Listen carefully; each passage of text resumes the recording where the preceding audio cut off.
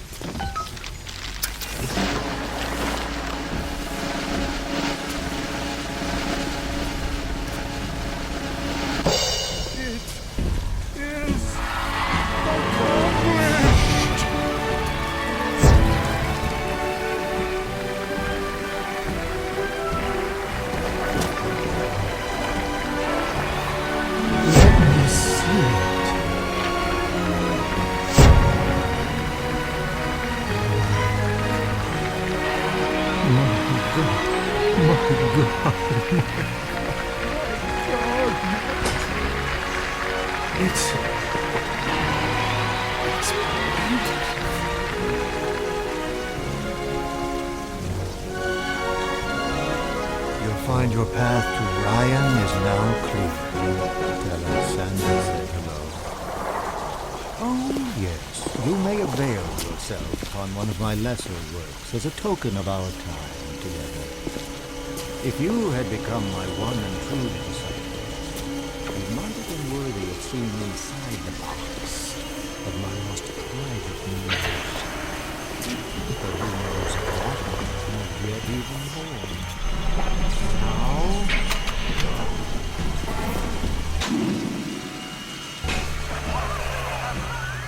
What happened to you?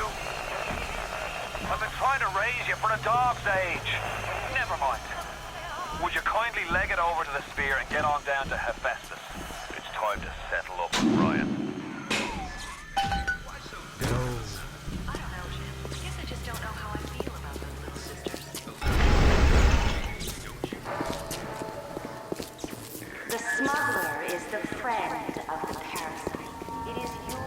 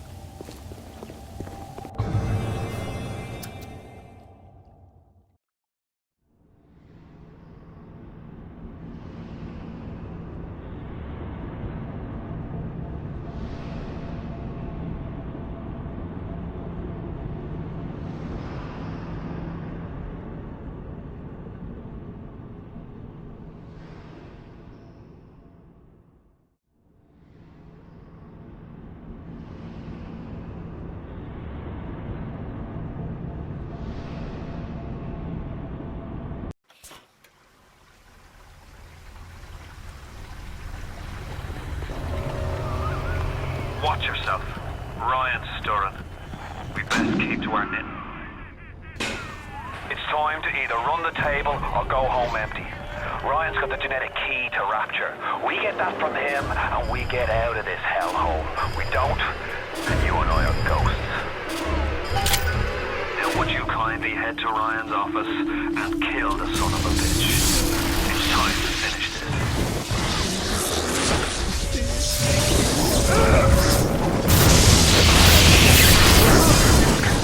I see Cohen's lost you touch.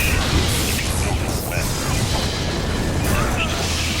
work, struggle. Now, he rots in that Neverland, waiting for someone to come and tell him he still got it. I suppose that's why he let you live.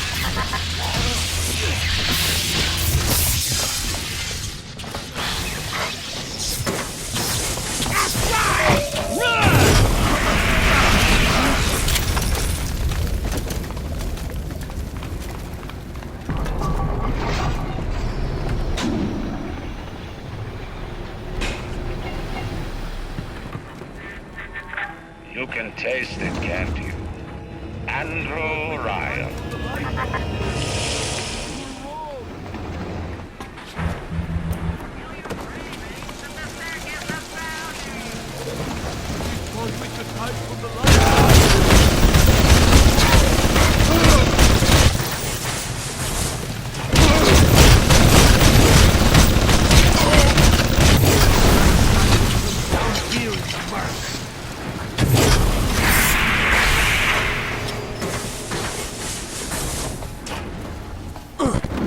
I'm sorry, Father.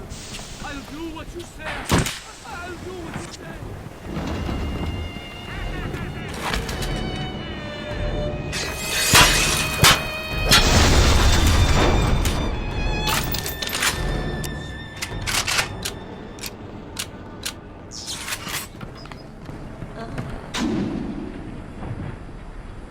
My present.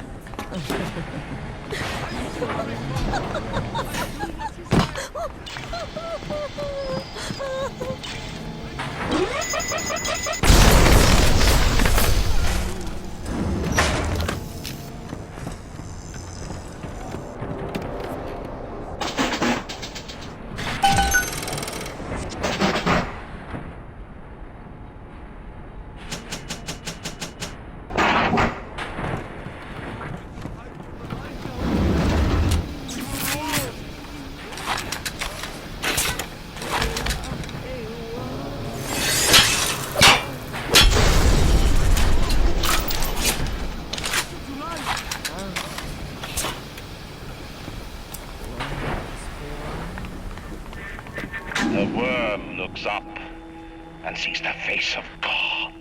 But look around. It's a regular convention of worms in here. They all had mothers, fathers, people who loved them. They got married, fucked their wives. What makes you think you're any different? I haven't chosen the spot for you on the wall yet. Let me know if you have a preference.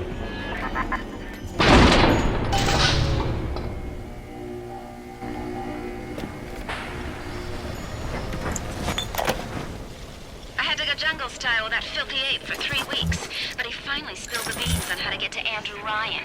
Generate a sympathetic overload in harmonic core number 3. That's simple. Now all I gotta do is figure out what the hell a sympathetic overload is, and for that matter, a harmonic core number 3. Piece of cake for an electrical engineer. Too bad I designed ladies' shoes. Gonna go see the grease monkeys left alive in heat loss monitoring. See what I can shake out of their trees. Like all parasites who ever tried to walk in stolen shoes. I'd explain the science that renders what you're trying to do impossible, but that would be like playing Mozart for a tree frog.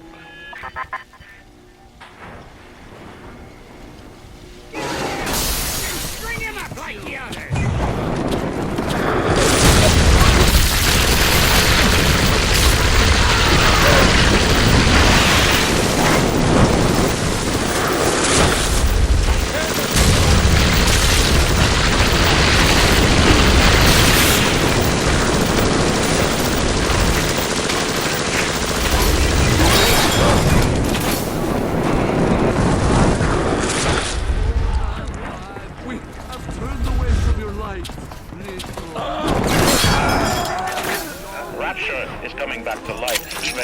Can't you hear the breath returning to her lungs? The shops reopening, the schools humming with the thoughts of young minds. My city will live. My city will thrive. What's that for a cop? Use your tombstone for payment time. Run from the light!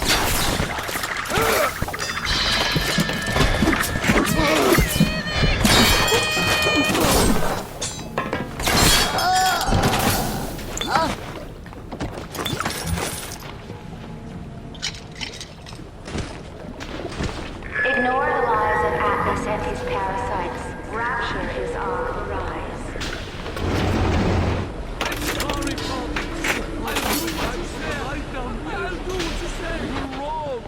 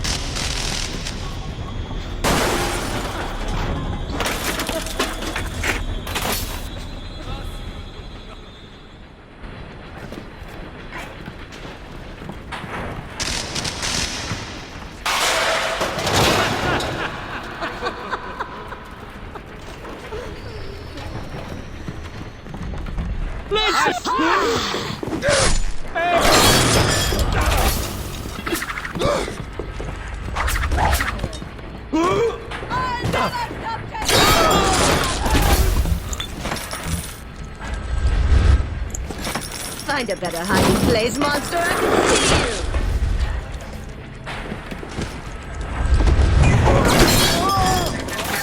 you. Imagine the will it took to create a place like this. And what have you built? Nothing. You can only loot and break. You're not a man. You're just a termite at her side.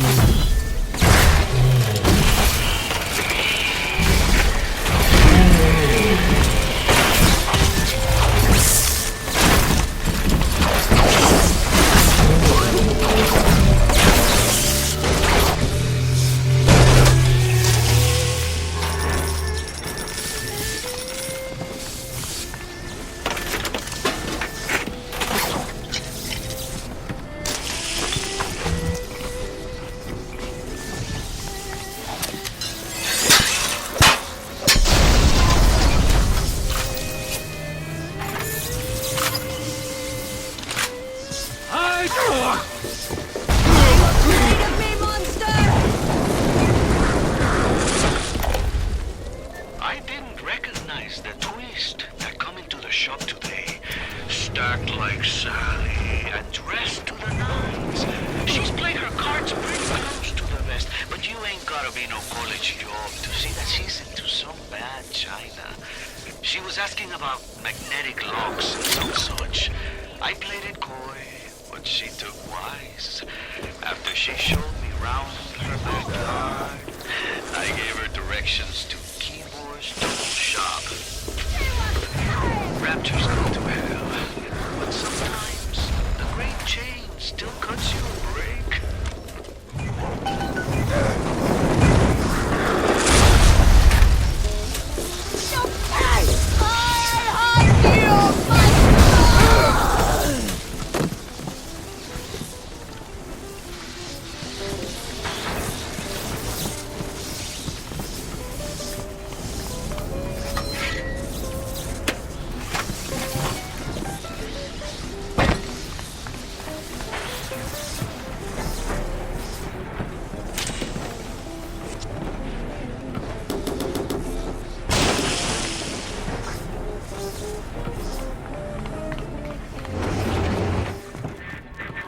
Before the final rat has eaten the last gram of you, Rapture will have returned. I will lead a parade.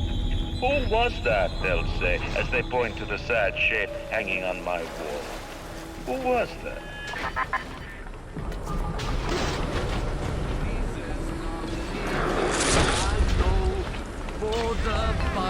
Is that you?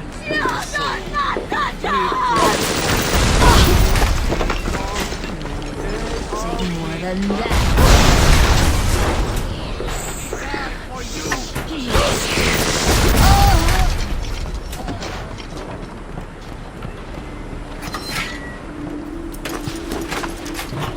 I've come to judge you!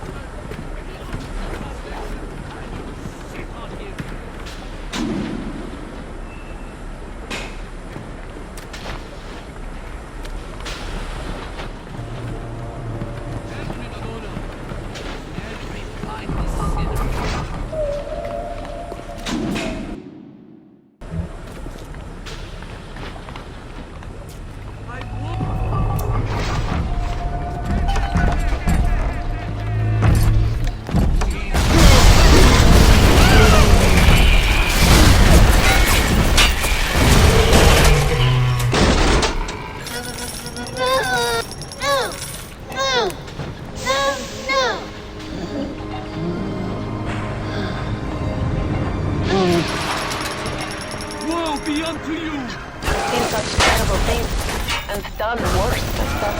Thank you for reminding me that the light of the world has not yet been snuffed out. I am sending a little one to help you on your way.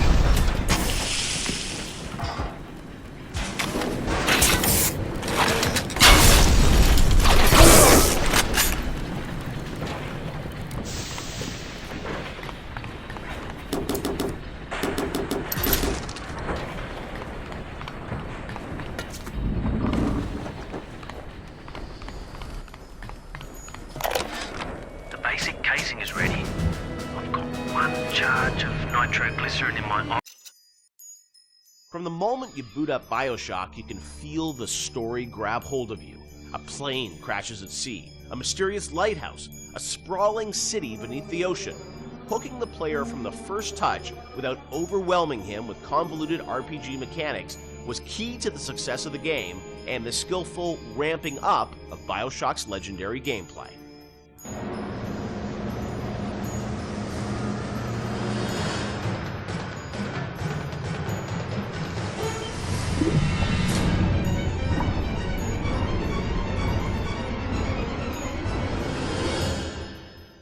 BioShock has an amazing opening sequence that I can't imagine the game without it, with the plane and sort of the crash. But I understand that didn't come online until like the very end of development. Sean, is that true?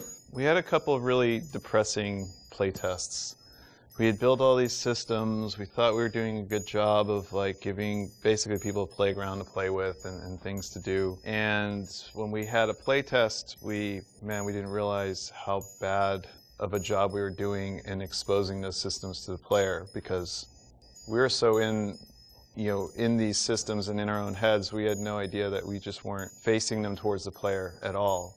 So after that playtest, we took a long, cold look at what we were doing and realized that we had to introduce we were confident enough in the systems that they were going to be fun and meaningful to the player, but we really had to think about how we were going to introduce these systems to the player, and in such a way that they understand why the systems were there. Like, you can't ship a README file with the game and expect people to read it. Like, it has to be part of the experience. So the challenge is, how do you introduce people to these systems, but do it in such a way that it fits within the narrative? So we had to integrate all of these things into the story cleanly so that the player felt like it was one smooth experience. And I think the zap 'em and whack 'em thing was one of those. And the 1-2 punch. Yeah, the 1-2 punch that came out of that. The plane sequence at the beginning, I heard a story that like a programmer put that together in like a day or two, and it was a very last minute thing, right?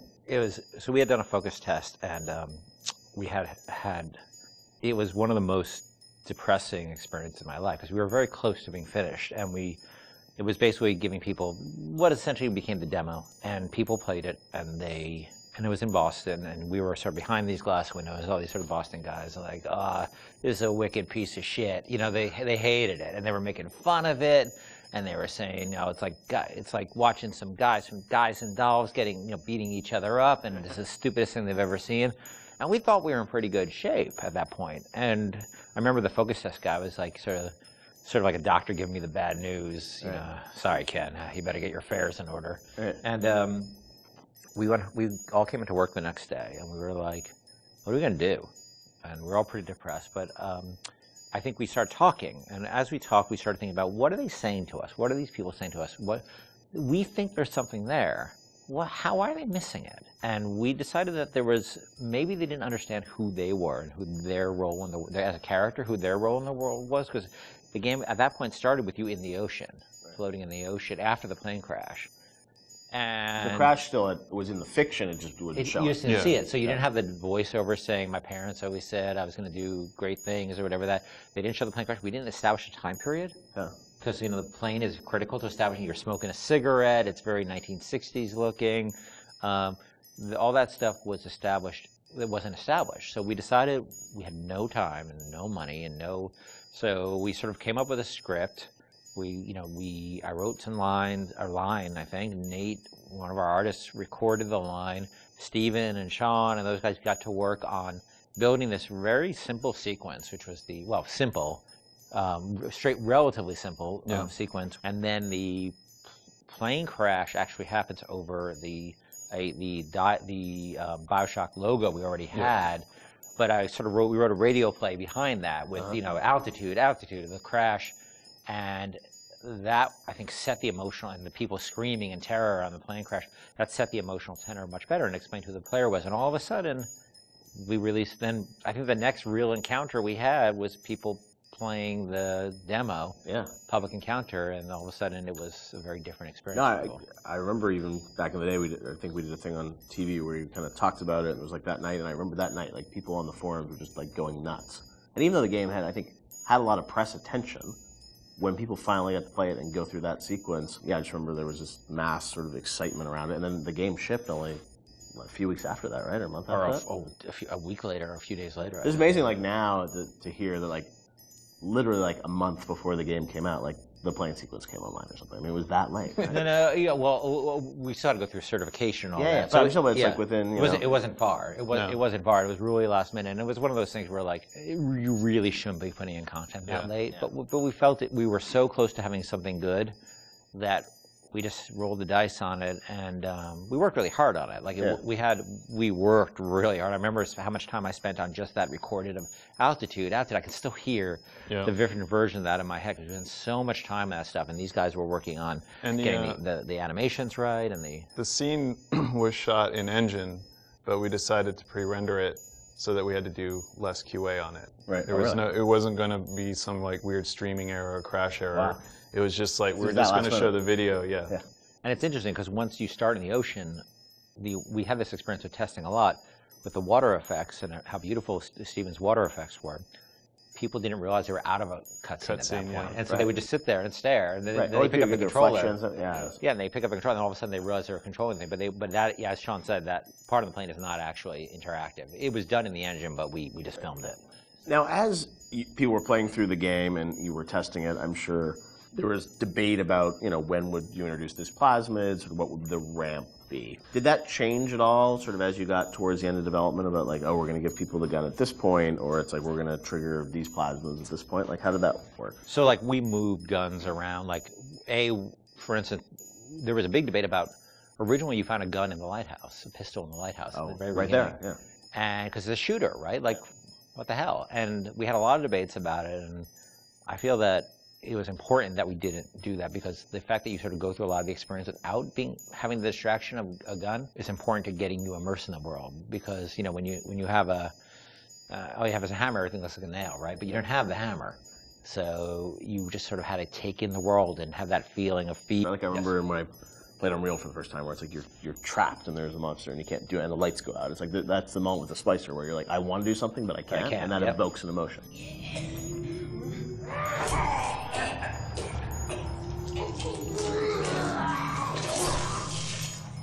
I remember we kept, moving where the machine gun appeared around and where various plasmids appeared around.